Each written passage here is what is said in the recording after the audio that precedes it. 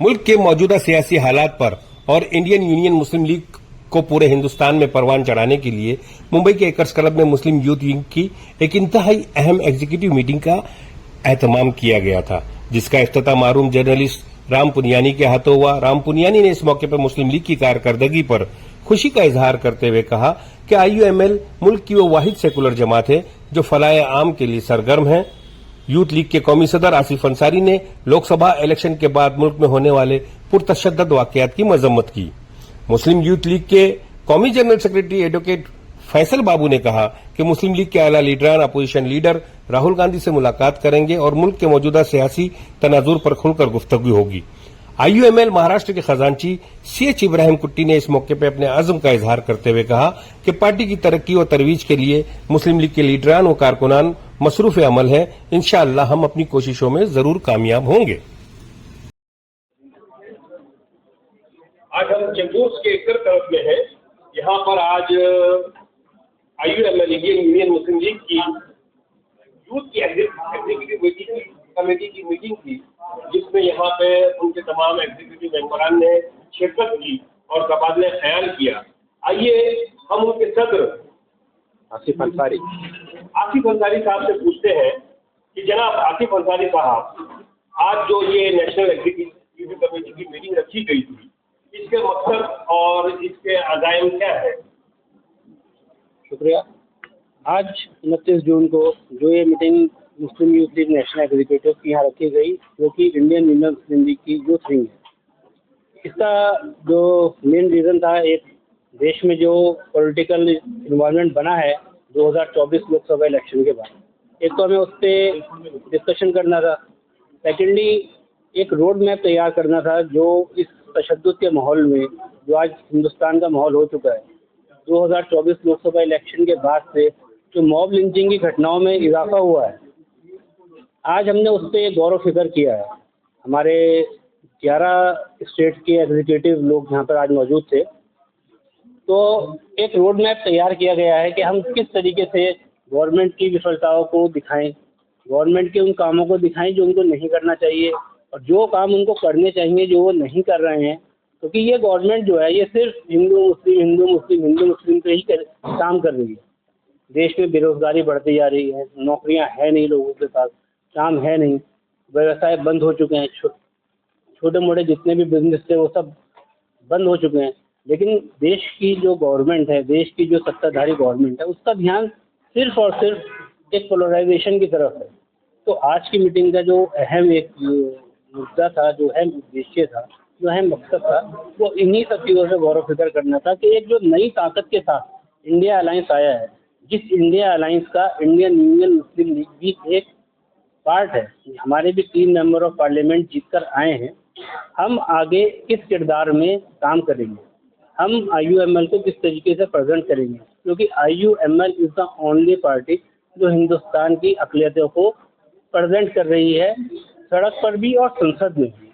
हम हिंदुस्तान के माइनॉरिटीज़ की एक आवाज़ है। हम उसी आवाज़ को और मजबूती के साथ संसद में रखना चाहते हैं, और इन्हीं सब चीज़ों के लिए हमने यहाँ पर आज एक मीटिंग रखी थी। क्योंकि यूथ विंग किसी भी देश का, किसी भी पार्टी का, किसी भी घर का एक मुख्य अंग होता है। तो उसी तरीके से मुस्लिम यूथ लीग भी IUML की एक मेन विंग है, जिसका काम पार्टी को मजबूती देना है। और दैट टू जब हम एक मुस्लिम यूथ लीग, एक वर्ड मुस्लिम लग जाता है, तो हमारी जिम्मेदारियाँ और ज़्यादा बढ़ जाती हैं। हमारी जिम्मेदारियाँ सिर्फ पार्टी के लिए ना हो गई, हमारी कौम के लिए भी और हमारे देश के लिए भी हैं। तो हमने आज यहाँ पर एक रोड मैप तैयार किया है, जो अगले 5 साल हम इस फासिवादी गवर्नमेंट का सामना करेंगे, इन्हें कुछ भी गलत काम करने से रोकेंगे, और इनके द्वारा जो भी ये गलत फैसला लेंगे उसका पुरजोर विरोध। जैसा कि आपने फरमाया कि इंडिया अलायंस का आप लोग हिस्सा है IUML, और आप लोग को कामयाबी भी मिली है, इंडिया अलायंस को भी कामयाबी मिली है। मगर ये देखा जा रहा है कि इंडिया अलायंस की कामयाबी के बाद मुल्क के मुख्तलिफ हिस्सों में अक़लियतों के खिलाफ मज़ालिम और बढ़ गए हैं, उन पर हमले और बढ़ गए हैं। ये तो हम पर नेगेटिव असर हो रहा है। तो इसके लिए आप लोगों ने कुछ एक्शन प्लान तैयार किया है? इसके लिए आज हमारे जो एक चीफ गेस्ट आए थे मिस्टर राम पुनियानी, उन्होंने भी एक सजेशन दिया, और हमने भी प्लान किया है कि हम इंडिया अलायंस की टॉप पार्टीज़ के लीडर से मिलेंगे और उनसे ये कहेंगे कि जहाँ जहाँ भी मॉब लिंचिंग की घटनाएं हुई हैं, वहाँ पे एक डेलीगेशन के रूप में जाइए और संसद ने ये ना कहिए कि किसी पे अत्याचार हो रहा है, संसद ने ये कहिए कि मुसलमान को मारा गया है, क्योंकि ये जितनी भी घटनाएं हुई हैं ये ज़्यादातर घटनाएं मुस्लिमों के खिलाफ हुई हैं। यस, 2024 इलेक्शन के रिजल्ट के बाद से ये मॉब लिंचिंग अचानक से बढ़ी है, जो कि पिछले 1 साल 2 साल से कम हो गई थी। तो ये आज हमने उस पर डिस्कस किया है। हम राहुल गांधी जी से भी मुलाकात करेंगे और इस मुद्दे पर उनसे डिस्कस करेंगे। And for supporting India Alliance, we, the Muslim Youth League, from our side, we are trying to two things. The first thing, to make a youth alliance in national level of the India Alliance parties, right? And the second thing is we are going to try to make a minority political parties youth alliance. Okay, because Narendra Modi is going to, destroy the secular fabric of the country. He is tries to introduce the UCC, and he is with CAA. So the largest minority community of India, that is the Muslim community now, they feel insecurity. So we, the Muslim League, are representing that minority community, and we are the youth wing of the IUML. IUML is the second largest party in Kerala, and we have 5 MPs in both houses right now. We have 1 MP from Tamil Nadu, MLA from Tamil Nadu. So we are the party that, we are going to make a consensus for the favor of the Muslim community in particular, and other minorities like other marginalized people like, the Dalit communities. And our MPs will be there on the both houses, strongly against the policies of Narendra Modi government. If we are going to the past, we have to know that the Muslim League have MLAs and corporators in Mumbai city. Sure. Are you going to contest any election in? Definitely. In Mumbai, why we are making this meeting and calling this meeting, we have many cadres from here.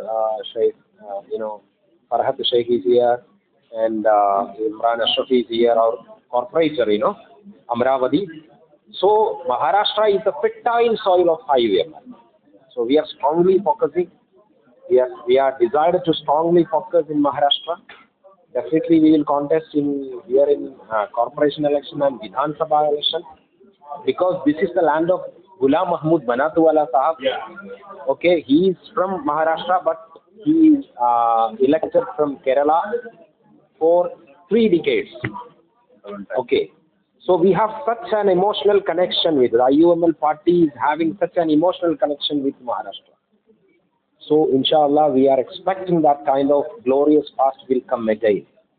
For that purpose, we, the entire Muslim Youth League cadres from 10 states. Right now, we conducted a meeting representing 10 states across India, including Gujarat, including Telangana, including Maharashtra, Uttar Pradesh, Haryana, then Delhi, and throughout the 10 states of India. Ibrahim भाई, आपसे एक सवाल है कि बॉम्बे के लिए क्या planning है? हम लोग first of all, actually, we are very happy to hosting national executive in Bombay.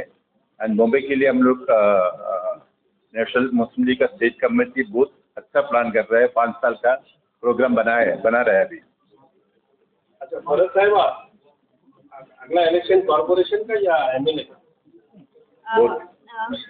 Exactly both, because हम लोग ट्राई कर रहे हैं। हम एक विधायक के चुनाव में जो एक उम्मीदवार एक प्रदर्शन होना चाहिए, उसकी भी प्रिपरेशन चालू है। उसके बाद आने वाले 3 महीने बाद जो कॉर्पोरेशन के चुनाव होने वाले हमारे यहाँ पर, उसके लिए भी हमने कैंडिडेट को रेडी करके रखा है और अपने अपने काम जो जमीनी स्तर पर कर रहे हैं। महाराष्ट्र में आने वाले विधानसभा के ताल्लुक से महाविकास आघाड़ी से बात करेगी, तो हो सकता है कि महाराष्ट्र में हम 400 सीटों के खास करके अमरावती विधानसभा निर्वाचन जो कि मुस्लिम माइनॉरिटी से जो है, और जिस तरीके से हमने इस बार लोकसभा के इलेक्शन में 25 साल के बाद कांग्रेस समाज को हटा के दिया है, मुस्लिम समाज ने बहुत सहयोग किया। जो भारतीय जनता पार्टी की जो कैंडिडेट थी नवनीत रवि राणा, उसको हराया हमने, बलून वानखड़े को जिताया है। इसलिए अमरावती मतदार संघ के अंदर 1,20,000 पॉपुलेशन मुस्लिम समाज की है, 3 लाख साढ़े मतदान के अंदर 1,20,000 माइनस 23% मुस्लिम ज़्यादा है। तो हम फोर्सफुल्ली करेंगे यहाँ पे महाविकास आघाड़ी पर, और तीनों भी जो यहाँ पर भारत साहब अपने शरद पवार साहब है, उद्धव ठाकरे साहब है कांग्रेस पार्टी के जो दिग्गज हैं उनसे हम मुलाकात करेंगे। महाराष्ट्र कमेटी अमरावती विधानसभा को छोड़ने के लिए मजबूर करेगी। Meeting demands to the government that the demolition of masjids and the houses in North India, especially in Madhya Pradesh, Delhi, and mob lynchings in Chhattisgarh, all this the Muslim Youth League strongly demands strong action against these issues. We are demanding to the government, first of all. And second one, we are demanding a strong action and a strong action in NEET issue. In all India level, about 25 lakh people are attended NEET exam and the NET exam and so many exams the National Testing Agency is cancelled. It is very shame for the country. The people of this country they don't have any of future in this country. So all the people are going out from this nation. So the central government want to take strong action against the NTA authorities, and they want to prove a strong belief in this computational examination. हम आतिशे औज़ा में भी हक बात कहेंगे, कुंदन की तरह दहर में ताबिंदा रहेंगे। तारीख बताती है कि हर दौर सितम में हम जिंदा थे, जिंदा हैं, जिंदा रहेंगे। Thank you.